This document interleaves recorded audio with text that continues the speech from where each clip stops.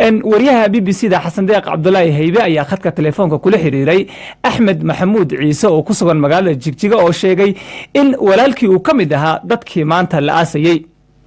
وحوي anaga oo aan waxba iska jirin oo guri iska joogna ayman boolis iyo faashish iyo midiyada ayna soo galeen marka ayna soo galeen inankii oo inta naga baxay halkan suuliga galayo ayman sino isa lagu dagayo marka aragay anaga inta ii aqal ku jirta xagga dhammaan ka farxan guri kale xagga dhammaan marka ciidanka militariga ayaa anaga la badbaadiyay naga soo gaaray tiyo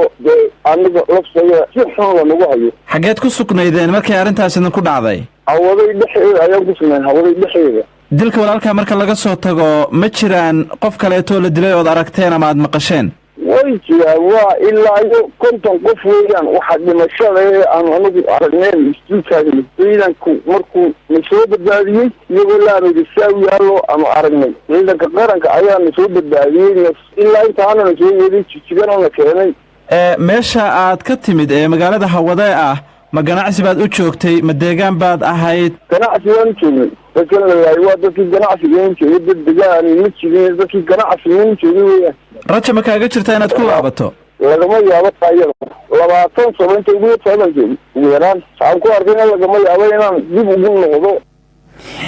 kaasi waxa uu ahaa Axmed Maxamuud Ciise oo ku sugan magaalada Jigjiga qadka telefoonka ayuu ugu waramayay wariyaha BBC da Xasan Deeq Cabdullaahi Haybe